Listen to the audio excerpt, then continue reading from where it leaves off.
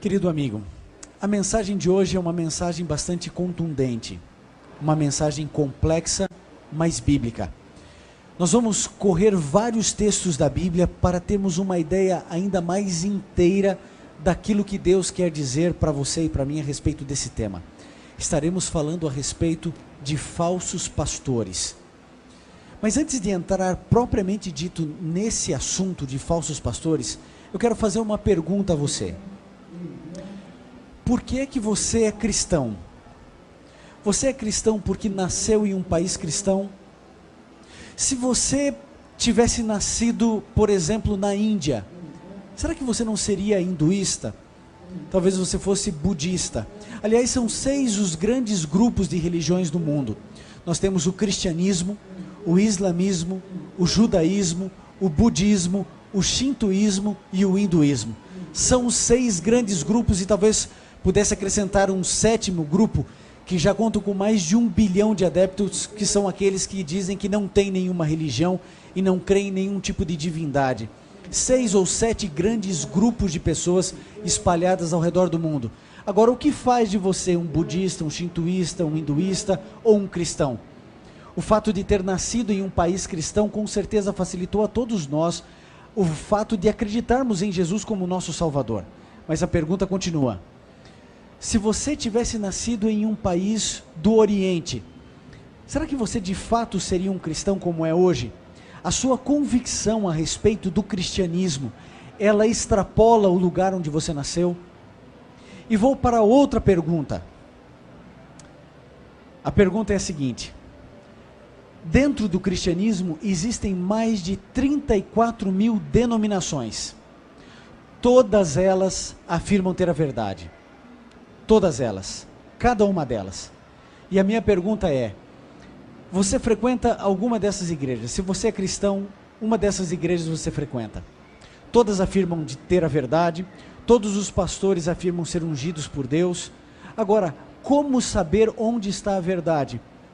O fato é que Cristo Jesus, e nós vamos ver isso através de vários textos na Bíblia, nos advertiu não só de falsos profetas, mas também de falsos pastores. A minha pergunta é, como detectar pela Bíblia que o indivíduo é um falso profeta, ou um falso pastor, ou um verdadeiro pastor? A gente precisa ter isso no coração e na mente. Vamos começar com o primeiro texto bíblico. Se você tem sua Bíblia, pode abri-la no livro de 1 Timóteo. Vamos abrir ali, 1 Timóteo 4, no verso 1.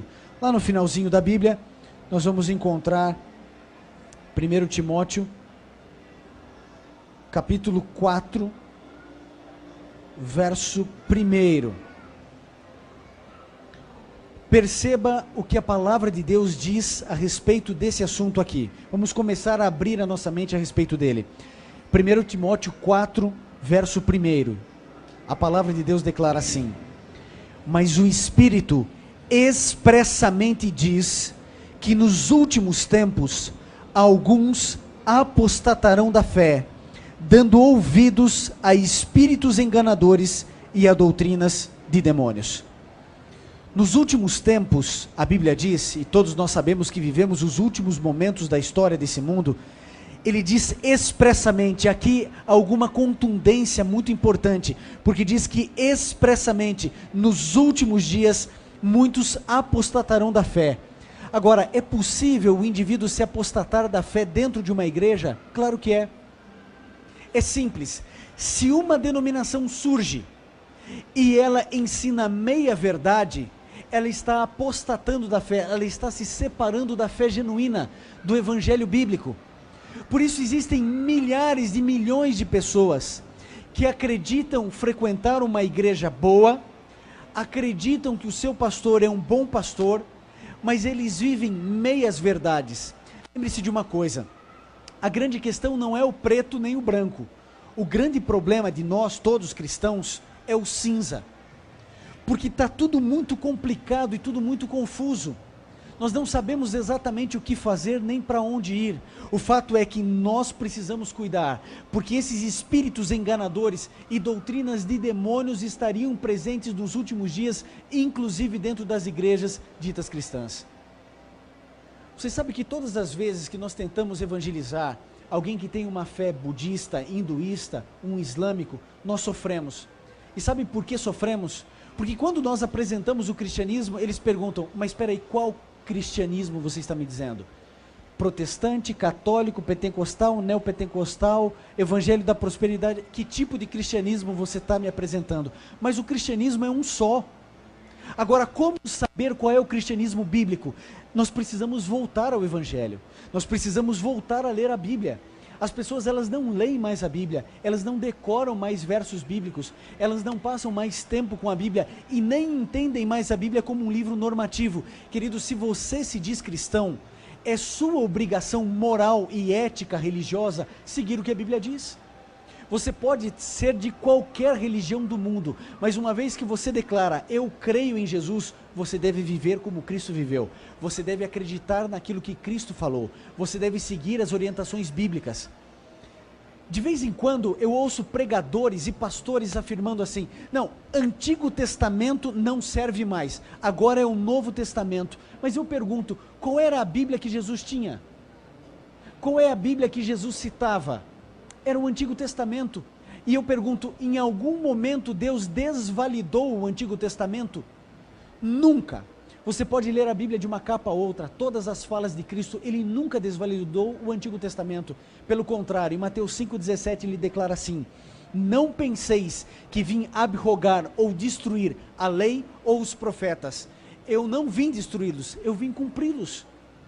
Agora, se Cristo Jesus dá essa declaração, como é que um homem que nasce depois de 2000 anos de Cristo simplesmente diz, não, a partir de agora para mim não tem mais interesse o Velho Testamento, para mim só tem interesse o Novo.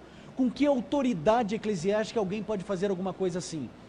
Querido, a palavra do Senhor declara que nem um tio, nem um pingo de um i pode ser tirado ou acrescentado da lei. Nada pode ser alterado na palavra do Senhor. Como o indivíduo diz que o Antigo Testamento não serve mais? Agora é óbvio, tanto o Antigo Testamento quanto o Novo Testamento, eles têm o mesmo valor de inspiração, porque foi o mesmo Espírito Santo que conduziu tudo. Mas vamos entrar um pouquinho mais nessa questão dos pastores propriamente dito. Vamos para Apocalipse 22:15, o último livro da Bíblia. Se você tem sua Bíblia, pode abri-la no livro de Apocalipse, o último livro e também o último capítulo, 22:15. E ali é um texto bastante interessante, que eu acho que vale a pena estudarmos juntos. Apocalipse 22:15 declara, ficarão de fora, aqui referindo-se ao céu, ficarão de fora os cães, os feiticeiros, os adúlteros, os homicidas, os idólatras e todo aquele que ama e pratica a mentira. Eu entendo praticamente todo esse verso, mas por que ficar de fora os cães? Você já parou para pensar nisso? Por que ficar de fora os cães? E as pessoas já ficam com penas dos cachorrinhos, né? Sobretudo quem gosta de cachorro e tem cachorro em casa. Peraí, vão ficar de fora os cães? Qual é o problema? O que Deus tem contra os cães? Mas é óbvio que isso aqui não se trata do animal, do cachorro que você tem na sua casa. Agora, quando a gente começa a estudar um pouco a respeito dessa questão, você descobre que existem algumas possíveis interpretações. Alguns acreditam que eram judaizantes que viviam no tempo de Cristo, que não aceitavam a pregação do Evangelho para as outras nações e acreditavam que a mensagem do Evangelho era só para os judeus. Haviam aqueles também que acreditavam que esses indivíduos, segundo Filipenses 3:2, ali apresenta falsos obreiros, e a gente começa agora a perceber que a palavra de Deus começa a dizer o seguinte, olha, esses cães também são falsos obreiros, aqueles que ensinam coisas erradas. Mas eu acho que a gente mata essa charada com Isaías 56. Se você tem a sua Bíblia, deixe a Bíblia falar. Como diz meu amigo Ailton Santana, quando a Bíblia fala, Deus fala. Isaías 56, no verso 10 e no verso 11, fala exatamente quem são esses cães. E você vai descobrir por você, na sua Bíblia, quem são esses cães. Isaías 56, verso 10 e o verso 11. Achou Isaías 56, verso 10 e o verso 11, diz assim, todos, perceba, todos os atalaias de Israel são cegos, nada sabem, todos são cães mudos, não podem ladrar, andam adormecidos, estão deitados e amam o tosquenejar. Estes cães são gulosos, nunca se podem fartar. E agora veja, são pastores que nada compreendem, todos eles se tornam para o seu caminho, cada um para a sua ganância, todos sem exceção. A palavra de Deus começa a mostrar para você. A primeira inferência, que nós não lemos aqui, mas eu citei, Filipenses 3:2, diz que são falsos obreiros, pessoas que ensinam falsas doutrinas.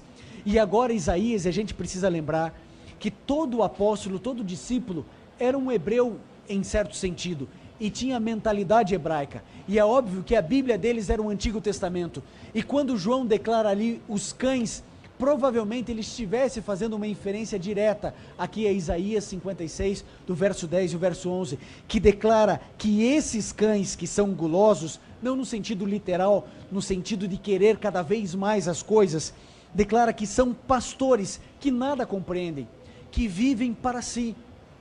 Então esses cães que João diz que ficarão fora dos céus, e que nós descobrimos que são falsos ensinadores por Paulo, nós descobrimos também por Isaías que são pastores, homens como eu e como você, que um dia se autodeclaram pastores. Existem igrejas onde as coisas funcionam assim, o indivíduo fala bem, opa, pode ser um pastor. Aí eles dão um curso de teologia de 3 meses e o indivíduo agora pode ser pastor de uma igreja, mas não deveria ser assim. Ou melhor, não pode ser assim, não é correto que seja assim, porque o mundo da teologia ele é muito amplo, o indivíduo precisa ter noções pelo menos de hebraico, de grego, ele precisa ter estudado profundamente a Bíblia, ele precisa ter conceitos históricos e contextualização, ele precisa saber interpretar, precisa ter hermenêutica, precisa ser consagrado, precisa ter uma vida aprovada, há tantos requisitos para que o indivíduo possa ser chamado de pastor. Agora, existem igrejas sérias, onde o indivíduo tem que ficar ali, às vezes 4 anos, 5 anos, estudando em período integral teologia, para então depois ficar mais 4 anos sendo observado pelas pessoas, para aí então a igreja ordenar essa pessoa ao sagrado ministério. Você entende a diferença? Quando nós estamos falando a respeito de pastores, querido, a gente não pode pegar a laço um indivíduo que fala bem na esquina, porque ele simplesmente gosta de estudar a Bíblia, tem uma boa oratória, passa a ser então um pastor. Não funciona assim, porque um pastor, ele apacenta, ele cuida, ele inspira, ele é uma referência espiritual, familiar, ética, de honestidade, integridade, também de conhecimento bíblico. Por isso nós precisamos tomar cuidado. Como é a sua igreja? Como as coisas funcionam aí no seu lar espiritual? Como é o seu pastor? Eu quero que você acompanhe mais alguns versos da Bíblia, só que agora no livro de Ezequiel, no capítulo 34. Nós vamos nos deter um pouco mais nesses versos. Ezequiel 34, a partir do verso 1.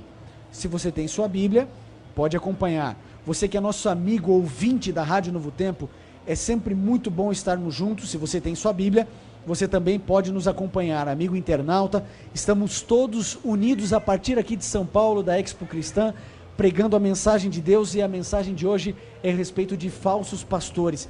Veja o que a Bíblia diz, Ezequiel 34, a partir do verso 1, os primeiros 4 versos. O texto diz assim: Veio a mim a palavra do Senhor, filho do homem, profetiza contra os pastores de Israel, profetiza e dize aos pastores, assim diz o Senhor Deus, ai dos pastores de Israel que apacentam a si mesmos, não apacentarão os pastores as ovelhas? Comeis a gordura, vestivos de lã e degolais o cevado, mas não apacentais as ovelhas. A fraca não fortaleceste, a doente não curaste, a quebrada não ligastes, a desgarrada não tornastes a trazer, e a perdida não buscastes, mas dominais sobre elas com rigor. Eu quero colocar aqui nesse texto 3 características de falsos pastores. E depois, com outro texto de Ezequiel, uma 4ª característica. A primeira característica é que são pastores que apacentam a si mesmos. São homens que estão preocupados com o seu próprio bem-estar. Homens que resolveram, por alguma razão, enriquecer do Evangelho. Eles não estão preocupados com o membro da sua igreja. Eles estão preocupados com status, com poder, com fama, com visibilidade, com poder de influência. Essas pessoas se apacentam a si mesmas. E eu torno agora a perguntar a você, como é a sua igreja? O seu pastor, o pastor titular da sua igreja, já visitou você na sua casa? Ele já foi lá se preocupar com o seu filho para saber se ele está indo bem na escola?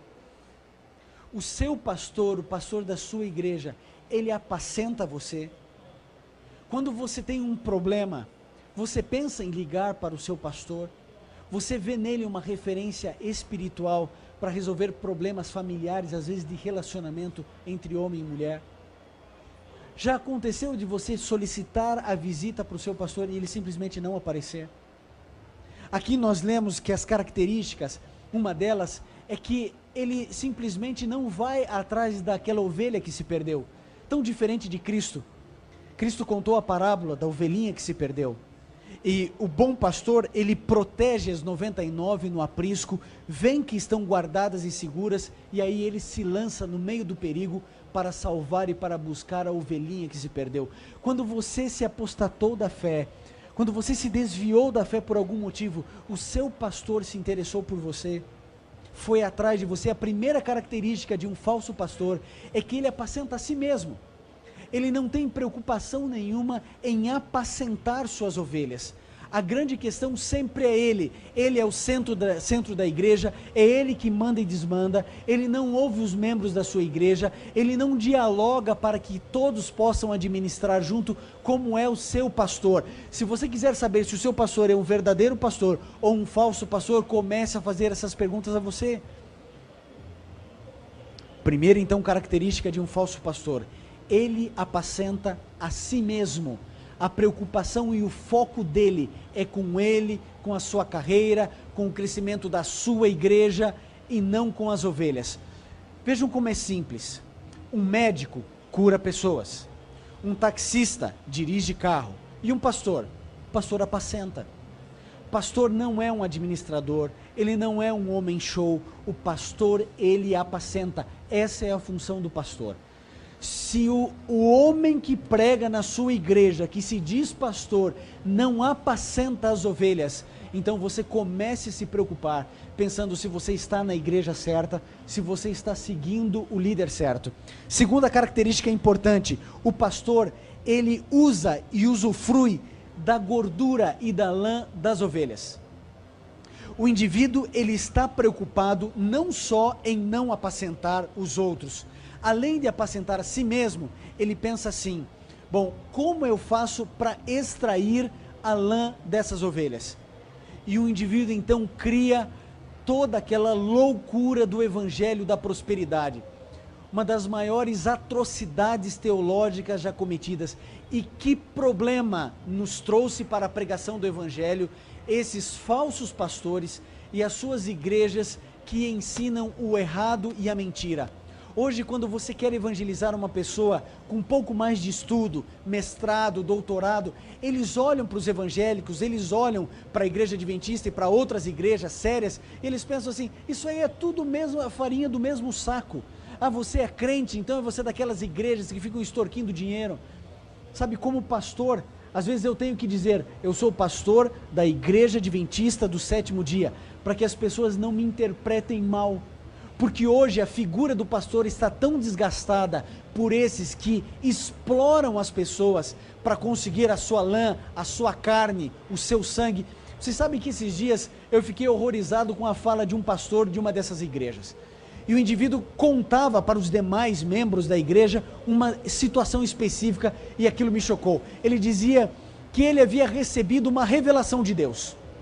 Muito cuidado com as revelações. Aqui não está escrito adoração, nós vamos ter um programa, um sermão só sobre essa questão de revelação. Homens que dizem ter revelações de Deus. E ele disse que teve uma revelação para a senhora e disse assim: olha, minha senhora, eu sei, Deus me deu a revelação, lembra aqueles 8 mil reais que a senhora disse que ganhou, que a senhora disse que era uma bênção de Deus? Deus me revelou que a senhora tem que doar esse dinheiro para a igreja, e depois de um mês, Deus vai lhe dar o dobro, e que essa sua doação tem que ser no mesmo nível que Abraão doou o seu filho Isaque.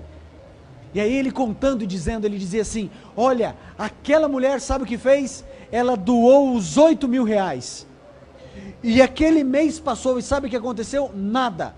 A mulher não recebeu os 16 mil como revelado por Deus. Sabe por quê? Deus me explicou. Porque ela teve fé para doar, mas não teve fé para receber. Talvez você esteja rindo na sua casa, como alguns aqui, mas isso acontece, é real e é verdadeiro. Quer dizer, então a pessoa, ela teve fé para doar, mas daí não teve fé para receber e não recebeu o dobro. Querido, Deus não é um banco onde você faz um investimento e recebe lucro. Nunca funcionou assim e nunca funcionará assim. Sabe, eu fico pensando em você que é católico e que está pensando em se tornar crente ou não, se você sai da sua igreja ou não sai, e quando você liga às vezes a televisão, você olha aquelas pessoas pedindo dinheiro, e você talvez fique sofrendo, pensando, mas como é que eu vou sair de um lugar para ir para um outro assim? Querido, não somos todos iguais. Acredite e entenda isso que eu estou dizendo para você. Não somos todos iguais. Sabe essa história? Olha, ligue para cá, você faça sua doação de R$200 e você vai ganhar uma réplica da Arca de Noé. E assim como a família de Noé foi salva da enchente e do dilúvio, você será salvo das enchentes e dos problemas desse mundo.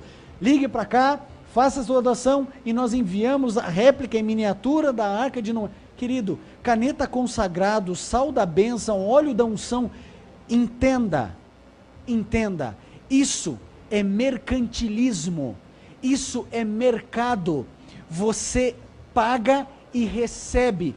Agora eu quero lembrar uma coisa a você que está me assistindo ou me ouvindo nesse momento. Quando isso aconteceu na época de Jesus, sabe o que Cristo fez? Ele quebrou tudo. Ele quebrou tudo. Porque na maioria das vezes, dinheiro e religião não combinam, amigo. Esses pastores, falsos pastores, a segunda característica bíblica que nós encontramos, são que eles extorquem a ovelha. Eles arrancam a lã da ovelha. Eles sugam a alma da ovelha, eles tiram e degolam a ovelha. Essa é a segunda característica de um falso pastor. Eu não sei que igreja você frequenta, querido, mas você não precisa ser enganado. E sabe, você não precisa de um programa como esse, está escrito adoração, para conhecer isso. Basta você estudar a Bíblia, basta você conhecer a Bíblia. É por isso que em todos os programas nós oferecemos gratuitamente um estudo bíblico, percebeu? Gratuitamente, você não paga a taxa de correio, nada, é de graça para você. Um estudo bíblico preparado para todas as pessoas de todas as religiões, para que você entenda o que a Bíblia ensina, e que você siga a Bíblia, e nada mais do que a Bíblia. Então vamos lá, recapitulando, primeira característica de um falso pastor: ele apacenta a si mesmo, ele é o centro de tudo, ele é o máximo, é ele que chega de helicóptero na igreja, ele que chega com pulseiras de ouro, com anéis grandiosos. Esse indivíduo apacenta a si mesmo.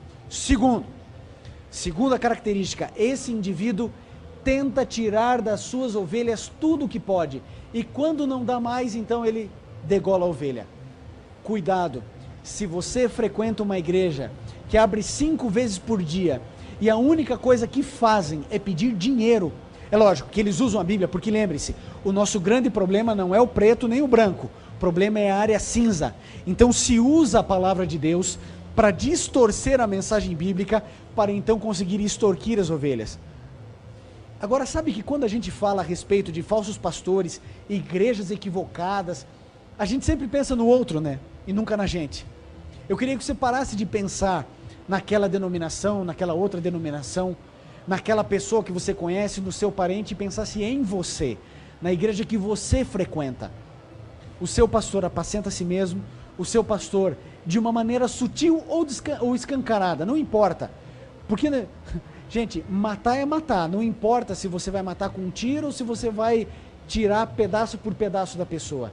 Se o pastor, ele tira da ovelha, seja em conta-gotas ou de maneira mais agressiva, você precisa ficar preocupado com isso. Fique atento a isso. E a terceira e última característica que nós lemos aqui em Ezequiel 34, bem no finalzinho, diz que esses pastores dominam sobre eles com rigor e dureza. Dominam.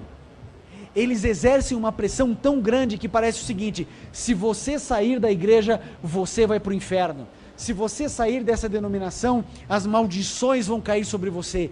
E sob a teologia do medo e da ameaça, oprimem, dominam, controlam, têm o domínio de todas as coisas. E você começa então a perceber, o indivíduo começa a lançar CD, DVD, e mais isso, e mais aquilo outro. E obviamente ganham em cima daquilo e fazem um grande arsenal para poder nos enredar cada vez mais, cada vez mais, cada vez mais, cada vez mais e cada vez mais.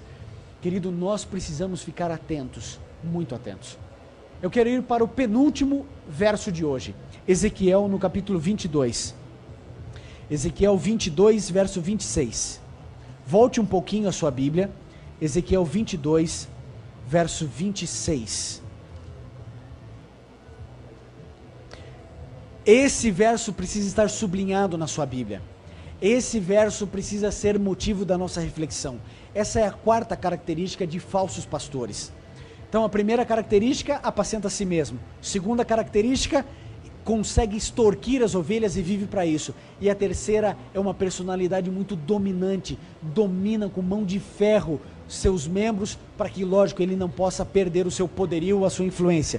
Ezequiel 22, 26 diz assim: os seus sacerdotes transgridem a minha lei e profanam as minhas coisas santas, não fazem diferença entre o santo e o profano, nem discernem o impuro do puro, dos meus sábados escondem os seus olhos, e assim sou profanado no meio deles. Você leu o texto? Eu quero ler pela segunda vez esse texto, para que você entenda o que Deus está dizendo para você e para mim essa noite. Os seus sacerdotes transgridem o quê? A minha lei, profanam as minhas coisas santas, não fazem diferença entre o santo e o profano, nem discernem o impuro do puro, dos meus sábados escondem os olhos, e assim sou profanado no meio deles. Querido, eu quero dizer uma coisa muito especial para você agora, sobretudo para você que é evangélico e pentecostal. Há muita gente por aí, acredite em mim, e no que a palavra de Deus diz sobretudo, há falsos pastores, dizendo que a lei de Deus foi abolida.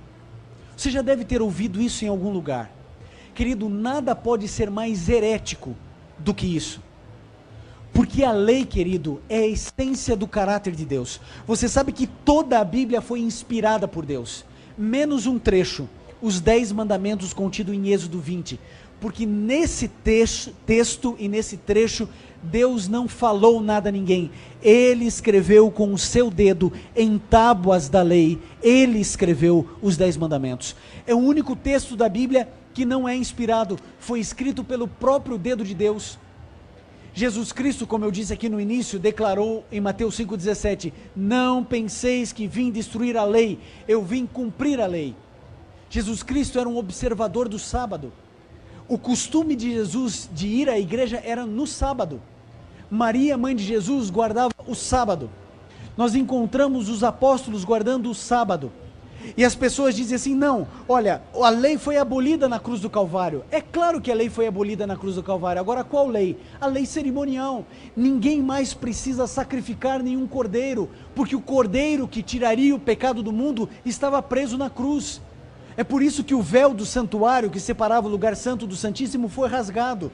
É por isso que você que é cristão não sacrifica mais cordeiros, como o povo de Israel fazia. O cordeiro que tira o pecado do mundo morreu no nosso lugar. Agora a lei moral de Deus, os 10 mandamentos, não matarás, não adulterarás, não furtarás, honra o teu pai e tua mãe, não terás outros deuses diante de mim, esses mandamentos continuam valendo. Aliás, a palavra de Deus declara que o salário do pecado é a morte. Todos nós pecamos e por isso morremos. E o que é pecado? A Bíblia declara que pecado é a transgressão da lei. Ora, se eu não tenho mais lei, então eu não tenho mais transgressão. Se eu não tenho transgressão, então eu não tenho pecado. Logo, Jesus Cristo morreu em vão. Sim, se eu não sou mais pecador, porque não existe lei, e o pecado é a transgressão da lei, querido, se eu tiro a lei, eu minimizo e aniquilo a graça de Cristo. A lei é a essência da graça, a graça é a essência da lei. O apóstolo Paulo declara, o mandamento é santo, justo e bom. E o que eu e você lemos é que esses falsos sacerdotes, que se apostataram e profanaram o nome de Deus, eles transgrediram a lei de Deus, esconderam os olhos do sábado, vivem uma vida dissoluta, não diferem o santo do profano. E sabe, aqui na Expo Cristã, a gente vê muitas coisas que a gente se questiona, meu Deus, será que é assim? Porque nós entendemos e ouvimos e caminhamos e passeamos, e a gente descobre toda a sorte de estilos musicais, com uma letra aparentemente santa, dizendo não, a letra santifica a música, e aí então todos os estilos musicais possíveis e imagináveis são apresentados. A gente não consegue mais fazer a diferença entre o santo e o profano, o que é certo, o que é errado, o que é da igreja, o que é do mundo, o que é de Deus e o que é do diabo. Sabe por quê? Porque Satanás tem um objetivo, e sabe qual é? Entrar na igreja de Deus. Porque ele tentou um dia destruir a Bíblia na Idade Média. Milhares e milhares de Bíblias queimadas em praça pública. Tentaram matar Deus com o iluminismo. Como ele não conseguiu, ele disse, bom, se eu não posso destruir o cristianismo, eu posso fazer uma coisa, confundi-los. 34 mil denominações cristãs catalogadas. Como é que a gente acha a verdade no meio desse mundo? É praticamente impossível, se não fosse o auxílio do Espírito Santo na minha e na sua vida. Sabe, eu e você precisamos voltar à Bíblia. Eu e você precisamos voltar a conhecer aquilo que Deus quer que façamos. Existem pessoas que estão seguindo líderes religiosos, padres, pastores, bispos, missionários, presbíteros, anciãos, diáconos. O nosso líder chama-se Jesus Cristo. É a Ele que eu sigo, é a Ele que você que está me ouvindo pelas rádios Novo Tempo precisa seguir. É você que está me assistindo pela Sky precisa seguir. Agora, para isso a gente precisa ler a Bíblia, porque é a única salvaguarda que você tem. Porque você está me assistindo e pensando, e quem não me diz que você que está me enganando? Eu não posso afirmar isso para você, porque eu não posso me defender ou defender em causa própria. Agora, se você for à Bíblia, e se você começar a estudar a Bíblia e seguir o que está escrito na Bíblia, você estará seguindo o caminho de Jesus. Não acredite nessa história de que todos os caminhos levam a Deus, porque não levam, da mesma maneira que todos os caminhos não levam você para sua casa. Querido, há um último verso que eu gostaria de colocar para você, para que você pensasse e refletisse, se você não está sendo enganado por pessoas que se dizem cristãs, que se dizem pastores, e que estão levando o que você tem de melhor, seus recursos, seus talentos, seu tempo. Abra sua Bíblia agora no livro de João. João no capítulo 10, versos 14 e 16, Novo Testamento. João, capítulo 10, versos 14 e 16. Agora aqui é Jesus falando, o próprio Cristo falando para você e para mim. João 10, do verso 14 ao 16 diz assim: Eu sou o bom pastor, eu conheço as minhas ovelhas, e as minhas ovelhas me conhecem. Assim como o Pai me conhece, também eu conheço o Pai e dou a minha vida pelas ovelhas. Ainda tenho outras ovelhas que não são desse aprisco. A mim me convém agregá-las também. Elas também ouvirão a minha voz, e haverá um rebanho e um pastor. Quando Cristo Jesus voltar a essa terra, querido, só haverá duas classes de pessoas. Sabe essas 34 mil denominações cristãs? Coloque tudo isso fora. Duas classes de pessoas: aqueles que seguem a Bíblia e aqueles que não seguem. Aqueles que estudaram e resolveram seguir tudo que está escrito aqui dentro, e aqueles que seguiram pastores, aqueles que foram fiéis a uma igreja porque gostavam do louvor, ou porque gostavam do pregador, ou porque gostavam dos amigos. Querido, quando Jesus Cristo voltar a essa terra, só haverá aqueles que seguiram a Bíblia e aqueles que não seguiram a Bíblia, aqueles que amaram a Jesus e entregaram a sua vida para Cristo e por Cristo, e aqueles que se resguardaram, aqueles que não se desgastaram, aqueles que seguiram meio evangelho, aqueles que seguiram apenas aquilo que lhes convinha, aqueles que seguiram apenas algumas coisas, mas não todo o evangelho. Querido, o evangelho eterno só existe um, e ele ou é observado na sua plenitude ou não. Não existe meio cristianismo, não existe 3/5 de um cristianismo. Ou você é um seguidor de Cristo ou não é. Ou você faz tudo o que Cristo disse que você deveria fazer, ou não adianta nada. Não adianta a gente obedecer um pedacinho. Tiago 2,10 declara assim: olha, querido, se você tropeça em um mandamento, é como se você tivesse tropeçado em todos. Se você segue Jesus 90%, mas você despreza Deus ou Jesus 10%, é como se você desprezasse 100% o Evangelho e a mensagem de Cristo para salvar você e a tua casa. Querido, o quarteto irá cantar agora um hino contundente, forte, que fala ao meu e ao seu coração.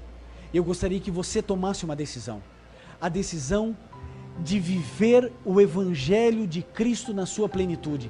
Talvez você esteja chorando onde está me vendo ou ouvindo, pensando: mas pastor, onde eu encontro? Eu digo a você, leia a Bíblia. O mesmo Deus que te criou, Ele guiará você em toda a verdade. Essa é a função do Espírito Santo. Jesus Cristo disse: quando eu for enviar o outro Consolador, Ele os guiará em toda a verdade. Chore diante de Deus, clame diante de Deus, mas Ele apresentará para você a verdade que libertará você e a sua casa, a sua família. Querido, que Deus te abençoe, que você tome a decisão certa de seguir o bom pastor, aquele que verdadeiramente dá a vida pelas suas ovelhas.